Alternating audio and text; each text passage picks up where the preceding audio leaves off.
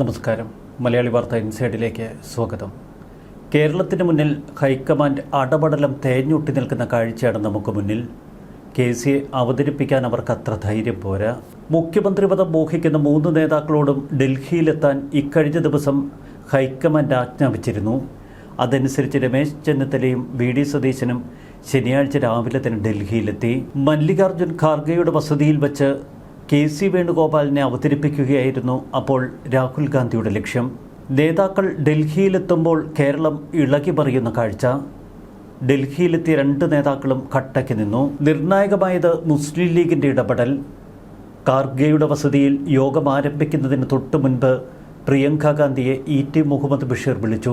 League കട്ടയ്ക്ക് നിൽക്കുന്നു എന്ന മെസ്സേജ് ഹൈക്കമാൻഡിലെത്തിയതോടെ രാഹുൽ ഒന്ന് പരുങ്ങി. നിയമസഭയിൽ മത്സരിച്ച് വിജയിക്കാത്ത ഒരാളെ ഇങ്ങോട്ടേക്ക് മുഖ്യമന്ത്രിയായി കെട്ടിയിറക്കേണ്ട എന്നായിരുന്നു ലീഗിന്റെ മുന്നറിയിപ്പ്. ഒടുവിൽ പോസ്റ്റർ യുദ്ധത്തിന്റെ പേരിൽ, ഫ്ലെക്സ് യുദ്ധത്തിന്റെ പേരിൽ ഈ 3 പേരെയും രാഹുൽ ഗാന്ധി ഒന്ന് വിരട്ടി. നേതാക്കളുടെ ആത്മവിശ്വാസം തകർക്കുകയായിരുന്നു രാഹുൽ ഗാന്ധി ലക്ഷ്യമിട്ടത്. ഞായറാഴ്ച മുഖ്യമന്ത്രിയെ പ്രഖ്യാപിക്കുമെന്ന് AICC പിന്നീട് സൂചിപ്പിച്ചു. എന്നാൽ ഞായറാഴ്ചയും കടന്ന് തിങ്കളാഴ്ചയും കടന്നുപോകുന്നു. APCCയുടെ മുൻ അധ്യക്ഷന്മാരോട് അടിയന്തരമായി ഡൽഹിയിലെത്താൻ ഇപ്പോൾ ആവശ്യപ്പെട്ടിരിക്കുന്നു. ഇതനുസരിച്ച് കെ മുരളീധരൻ ഉൾപ്പെടെയുള്ള കക്ഷികൾ ഡൽഹിയിലേക്ക് തിരിച്ചു. K Sudhakaran, K Muraleedharan, VM Sudheeran, Mullappally Ramachandran, Thiruvanchoor Radhakrishnan എന്നിവരെയാണ് ഡൽഹിയിലേക്ക് വിളിപ്പിച്ചത്. മുല്ലപ്പള്ളി എന്തായാലും ഡൽഹിക്കില്ല. താൻ ഹൈക്കമാൻഡിൽ വലിയ വിശ്വാസമൊന്നും കൽപ്പിക്കുന്നില്ല എന്നാണ് മുല്ലപ്പള്ളിയുടെ നിലപാട്. തന്നോട് ഹൈക്കമാൻഡ് മുൻപ് നീതി കാട്ടിയിട്ടില്ല എന്ന് മുല്ലപ്പള്ളി രാമചന്ദ്രൻ വിശ്വസിക്കുന്നു. വേണമെങ്കിൽ ഫോണിലൂടെ നിലപാട് അറിയിക്കാം എന്നാണ് മുല്ലപ്പള്ളിയുടെ നിലപാട്. KPCCയുടെ വർക്കിംഗ് പ്രസിഡന്റുമാരും ഡൽഹിയിലെത്തണം.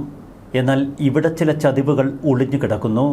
ഒരു തരത്തിലും വിശ്വസിക്കാൻ പറ്റാത്ത ഒരു കൂട്ടമാണ് ഇപ്പോൾ ഡൽഹിയിലേക്ക് പുറപ്പെട്ടിരിക്കുന്നത്. ഇവരിൽ മിക്കവരും A ഗ്രൂപ്പിൽപ്പെട്ടവർ. A ഗ്രൂപ്പിൽപ്പെട്ട മുഴുവൻ നേതാക്കളെയും തന്റെ പരിധിയിലാക്കാൻ നേരത്തെ തന്നെ കെ.സി. വേണുഗോപാലിന് കഴിഞ്ഞിരുന്നു. രമേശ് ചെന്നിത്തലയെ മുഖ്യമന്ത്രിയാക്കണമെന്ന് ആദ്യം ആവശ്യപ്പെട്ട കെ. സുധാകരൻ നിന്ന നിപ്പിൽ അടപടലം മലക്കമറിയുന്ന കാഴ്ച കേരളത്തെ അത്ഭുതപ്പെടുത്തി. കെ.സി. വേണുഗോപാലിനെ മുഖ്യമന്ത്രിയാക്കണം എന്ന് പരസ്യമായി നിലപാടെടുത്തയാൾ കെ. സുധാകരൻ തന്നെ. തുടക്കം മുതൽ കെ. മുരളീധരൻ വി ഡി സതീശന് വേണ്ടി നിലപാടെടുത്തിട്ടുണ്ട്.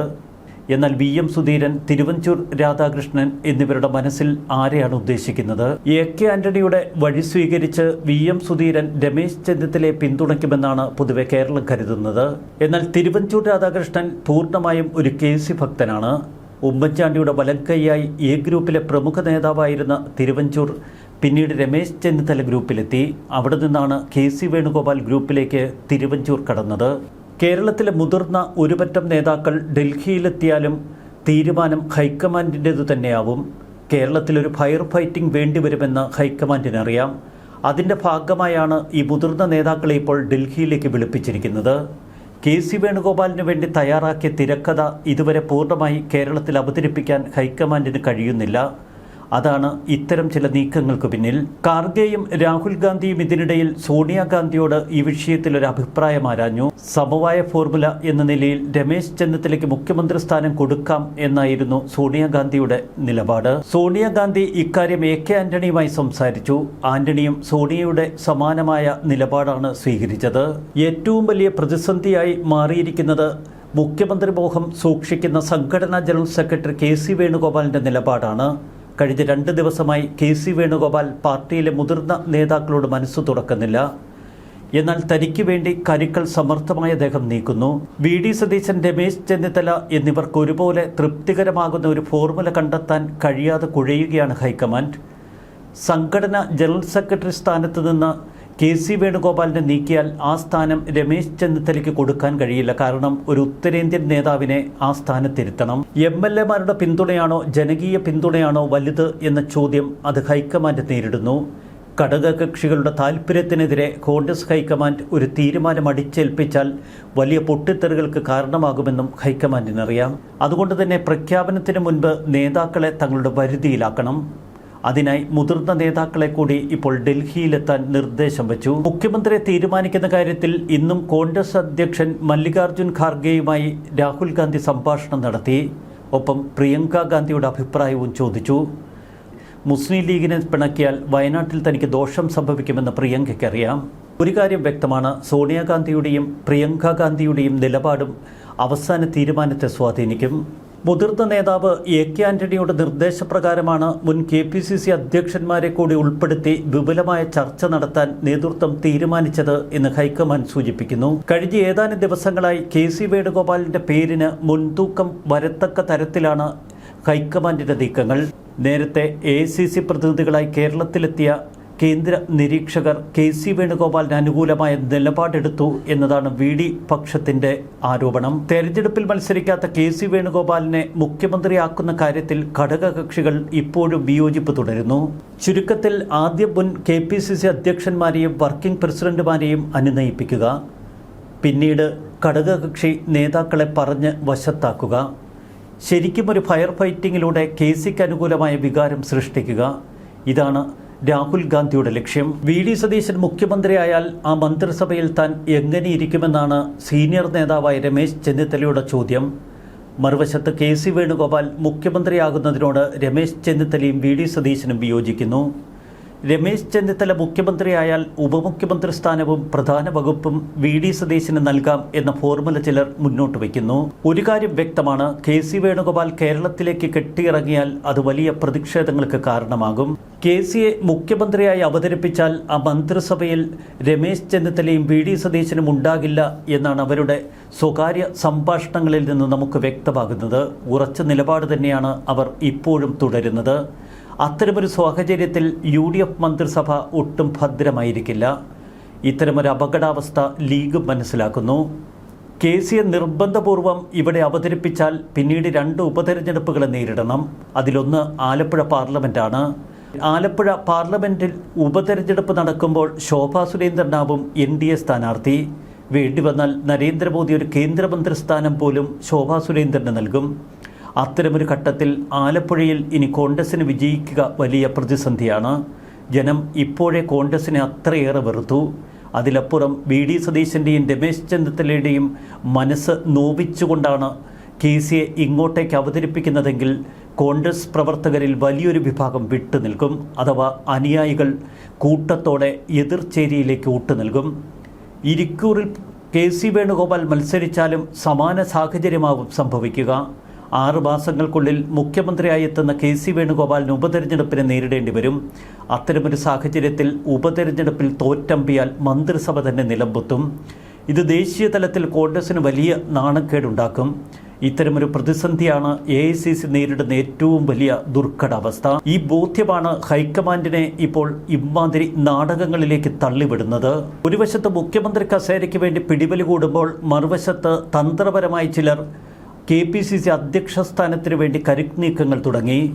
KC വേണുഗോപാലിനൊപ്പം കട്ടയ്ക്ക് നിൽക്കുന്ന നേതാവാണ് ഷാഫി പറമ്പിൽ. ഷാഫി പറമ്പിലിൻ്റെ ഉള്ളിലിരിക്കുന്നത് KPCC അധ്യക്ഷ സ്ഥാനം തന്നെ. എങ്ങനെയെങ്കിലും ഇക്കുറി KPCC അധ്യക്ഷ സ്ഥാനം നേടിയെടുക്കണമെന്ന് ഷാഫി ആഗ്രഹിക്കുന്നു. നേരത്തെ VD പക്ഷത്തായിരുന്ന ഷാഫി പറമ്പിൽ പിന്നീട് നിന്ന നിൽപ്പിൽ കരണം പറഞ്ഞാണ് KC വേണുഗോപാലിൻ്റെ ക്യാമ്പിലെത്തിയത്. അന്നു മുതൽ VDക്കെതിരായ നീക്കങ്ങളിൽ മുൻപൻ. VDയുടെ ക്യാമ്പിൽ നിന്ന് ഷാഫി പറമ്പിലിനൊപ്പം KC വേണുഗോപാൽ ക്യാമ്പിലെത്തിയ മറ്റൊരു പ്രമുഖനായിരുന്നു രാഹുൽ മാങ്കൂട്ടം. എന്നാൽ ചില ആരോപണങ്ങളെ തുടർന്ന് രാഹുൽ മാങ്കൂട്ടം പാർട്ടിയിൽ നിന്ന് തന്നെ ഔട്ടായി നിൽക്കുന്ന അവസ്ഥ. എങ്കിലും ഷാഫി കട്ടയ്ക്ക് നീങ്ങുന്നു. KCയോടുള്ള പ്രതിബദ്ധതയ്ക്ക് ഒരൊറ്റ കാരണം മാത്രമാണ് ഷാഫിയുടെ മനസ്സിൽ, KPCC അധ്യക്ഷ സ്ഥാനം. ഈ മോഹവുമായി A ഗ്രൂപ്പിനെ പൂർണ്ണമായി KC വേണുഗോപാലിൻ്റെ കാൽച്ചുവട്ടിൽ അടിയറ വെച്ചിരിക്കുകയാണ് ബെന്നി ബെഹനാനും. എന്നാൽ കൊടിക്കുന്നിൽ സുരേഷ് ഇതിനിടയിൽ സാക്ഷാൽ ഖാർഗെയെ കണ്ട് KPCC അധ്യക്ഷ സ്ഥാനം തനിക്ക് തരണമെന്ന് ആവശ്യപ്പെട്ടു കഴിഞ്ഞു. കേരളത്തിലെ മുഖ്യമന്ത്രിയെ എങ്ങനെയെങ്കിലും കണ്ടെത്തിയാലും ഇനി അടുത്ത കടമ്പ KPCC അധ്യക്ഷനായി ആരെ നിയോഗിക്കുമെന്ന കാര്യത്തിൽ വലിയ ഭയമി കാമുകന്മാർ KPCC അധ്യക്ഷ കസേരയ്ക്ക് ചുറ്റും വട്ടമിട്ട് പറക്കുന്നു. മന്ത്രിസഭ രൂപീകരണവും ഇനി വലിയ കീറാമുട്ടിയാകും. കേരളത്തിലെ രാഷ്ട്രീയ സാഹചര്യങ്ങളും സാമുദായിക സമവാക്യങ്ങളും പരിശോധിച്ചായിരിക്കും KPCC അധ്യക്ഷനെ നിയോഗിക്കുക എന്ന് കൊടിക്കുന്നിൽ സുരേഷ് പറയുന്നു. ഇതൊക്കെ കോൺഗ്രസിൻ്റെ ആഭ്യന്തര കാര്യങ്ങൾ. 102 UDF MLAമാരുണ്ട് കേരളത്തിൽ. അവരൊക്കെ ഇപ്പോൾ കഥകടച്ച് വീട്ടിലിരിപ്പാണ്. സാധാരണ തെരഞ്ഞെടുപ്പ് കഴിയുമ്പോൾ ഒരു വിജയാഹ്ലാദ പ്രകടനമൊക്കെ നടത്താറുണ്ട് ഈ MLAമാർ. എന്നാൽ വിജയാഹ്ലാദത്തിനിറങ്ങിയാൽ ജനം മുഖത്ത് തുപ്പും എന്നതാണ് അവസ്ഥ. മുന്നിൽ കാണുന്ന MLA-മാരോടൊക്കെ ജനം ചോദിക്കുന്നു, നിങ്ങളുടെ മുഖ്യമന്ത്രി ആര്? ഞങ്ങൾ വോട്ട് ചെയ്ത് ജയിപ്പിച്ചത് ഇമ്മാതിരി നാടകങ്ങൾക്കല്ല എന്ന് ജനം പച്ചയ്ക്ക് പറയുന്നു. ഇപ്പോഴിതാ മുസ്ലിം ലീഗിൻ്റെ മലപ്പുറം ജില്ലാ സെക്രട്ടറി കട്ടയ്ക്ക് രംഗത്തിറങ്ങി. ജനം ബോന്തയ്ക്ക് തരുമെന്നാണ് അദ്ദേഹം പരസ്യമായി മാധ്യമങ്ങളോട് പ്രതികരിച്ചിരിക്കുന്നത്. AICC നിരീക്ഷകർ തലസ്ഥാനത്തെത്തിയ ആ ദിവസം തലസ്ഥാനം മുഴുവൻ UDF പ്രവർത്തകരെയും നേതാക്കളെയും കൊണ്ട് നിറഞ്ഞിരുന്നു. പലരും കോർപ്പറേഷൻ ചെയർമാൻ സ്ഥാനവും ബോർഡ് മെമ്പർ സ്ഥാനവും ഒക്കെ കണ്ട് തിരുവനന്തപുരത്ത് എത്തിയവരാണ്. വലിയ ലേലം വിളികൾ ഇപ്പോഴും തുടരുന്നു. തിരുവനന്തപുരത്തെ ഹോട്ടലുകളിലൊക്കെ വലിയ തിരക്കായിരുന്നു ആദ്യ 2 ദിവസങ്ങളിൽ. എന്നാൽ ഇപ്പോൾ മൊത്തത്തിലൊരു ചെടിപ്പ് പ്രകടമാണ്. കേരളത്തിലെ ജനങ്ങൾക്കിടയിൽ വലിയ പ്രതിഷേധമാണ് ഉയരുന്നത്. 1-2 ദിവസം കൂടി ഇമ്മാതിരി പോക്കാണ് കോൺഗ്രസ് പാർട്ടി പോകുന്നതെങ്കിൽ മൂക്കത്ത് വിരൽ വയ്ക്കുകയല്ല, ജനം ചെവിടത്തടിക്കുക തന്നെ ചെയ്യും. പാർട്ടിയുടെ നേതൃത്വം തന്നെയാണ് ഇവിടെ ചോദ്യം ചെയ്യപ്പെടുന്നത്. KC വേണുഗോപാലിനെ കെട്ടിയിറക്കാൻ അവർ നടത്തിയ നാടകങ്ങൾ ഒന്നൊന്നായി പൊളിയുന്നു. 2021 തുടങ്ങിയ ഗൂഢാലോചനയുടെ അവസാന റീലാണ് ഇപ്പോൾ ഓടിക്കൊണ്ടിരിക്കുന്നത്. ഇതൊക്കെ ജനങ്ങൾക്ക് പച്ചയ്ക്കറിയാം. അതുകൊണ്ട് തന്നെയാണ് ജനങ്ങൾ ഇപ്പോൾ അവരുടെ വികാരപ്രകടനങ്ങൾ പച്ചയ്ക്ക് നടത്തുന്നതും. സമൂഹ മാധ്യമങ്ങളിലൂടെ ഒന്ന് കണ്ണോടിച്ചാൽ എല്ലാവർക്കും ഇത് വളരെ വ്യക്തമായി മനസ്സിലാവും. ഭരണം ലഭിച്ചതിന് പിന്നാലെ പാർട്ടിയിലെ ഐക്യം പൂർണ്ണമായി നഷ്ടപ്പെട്ടു. നേതാക്കൾ ചേരിതിരിഞ്ഞ് പോരടിക്കുന്നു. ഇത് ജനങ്ങൾക്കിടയിൽ തെറ്റായ സന്ദേശം പകരുന്നു എന്ന് ചില നേതാക്കൾ വിളിച്ചു പറയുന്നു. എന്നാൽ ഇത് തെറ്റായ സന്ദേശമൊന്നുമില്ല. യഥാർത്ഥ കോൺഗ്രസ് എങ്ങനെയാണ് എന്ന് ജനങ്ങൾ തിരിച്ചറിയുന്നു, അത്രമാത്രം. തെരഞ്ഞെടുപ്പ് പരാജയത്തിൻ്റെ ആഘാതത്തിലിരിക്കുന്ന CPM-ന് കോൺഗ്രസിലെ ഈ വടംവലി വലിയ ആയുധമായി മാറിയിരിക്കുന്നു. അധികാരം ലഭിക്കും മുൻപ് തന്നെ കസേരയ്ക്ക് വേണ്ടി തല്ലുകൂടുന്നവരാണ് കോൺഗ്രസ് നേതാക്കളെന്നവർ ആക്ഷേപിക്കുന്നു. മറുവശത്ത് CPM-നെ നോക്കി പാവം ജനങ്ങൾ പറയുന്നത് ഇതാണ്: ആ പിണറായി വിജയൻ അഹങ്കാരവും ധാർഷ്ട്യവുമില്ലാതെ ഭരിച്ചിരുന്നു എങ്കിൽ ഞങ്ങൾ വീണ്ടും ഇടതുപക്ഷത്തെ തിരഞ്ഞെടുത്തേനെ. അഥവാ പിണറായി ഒന്ന് മാറി ആ KK ശൈലജയെ മുൻനിർത്തി LDF മത്സരിച്ചിരുന്നു എങ്കിൽ അതും നല്ലൊരു ഓപ്ഷനായേനെ. വല്ലാത്ത അവസ്ഥയിലൂടെയാണ് UDF-ഉം കോൺഗ്രസുമൊക്കെ ഇപ്പോൾ നീങ്ങുന്നത്. ജനം കാർക്കിച്ചു തുപ്പുന്ന അവസ്ഥ കഷ്ടം തന്നെ. ന്യൂസ് ഡെസ്ക് മലയാളി വാർത്ത.